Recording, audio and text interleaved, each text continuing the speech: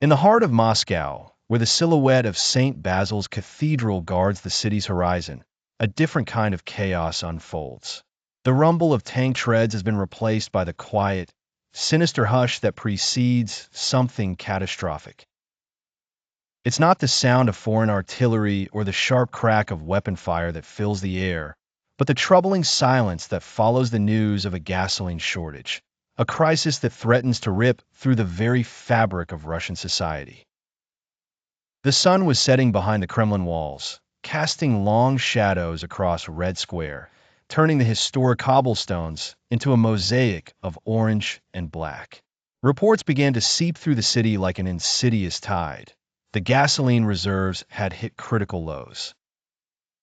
The people of Moscow, accustomed to the hardships of winter and political strife, found themselves facing a new enemy, one that consumed from within.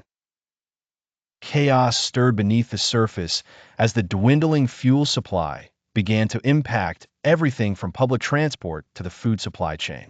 Long lines serpentined through the city streets as the desperate search for gasoline intensified. Throngs of Muscovites, once orderly and patient, now swarmed like a hive that had lost its queen, buzzing with uncertainty and agitated whispers. Anton Petrov, a seasoned cab driver who had spent his life navigating the sprawling streets of Moscow, found himself at the epicenter of the crisis. His livelihood, his ability to provide for his family, hung by the thinnest of threads.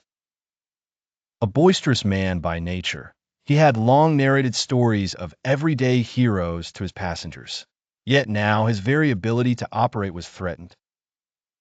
Beside him in the ever-growing queue stood Elena Ivanovna, an elderly woman whose determined spirit had weathered the tumultuous changes of the past century.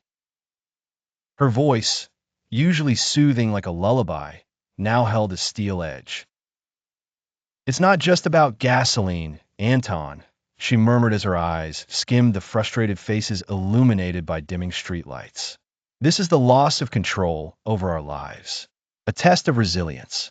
Again, her words crystallized the pervasive fear creeping through the veins of the city, that the control exerted by stability was slipping, giving way to a more unpredictable, volatile beast.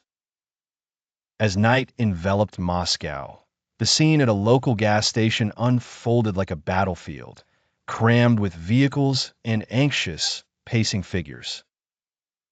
The crisis had laid bare the infrastructural weaknesses long buried under political rhetoric. Traffic lights blinked intermittently without energy to power them, plunging intersections into chaotic ballet routines of dodging legs and screeching brakes. Supermarket shelves, once lined with goods, stood barren as customers recklessly purchased in panic, driven by the primal instinct to survive.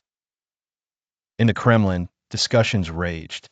Behind closed doors, political strategists and economists clashed over charts and graphs, each vying to avert the looming social and economic cataclysm.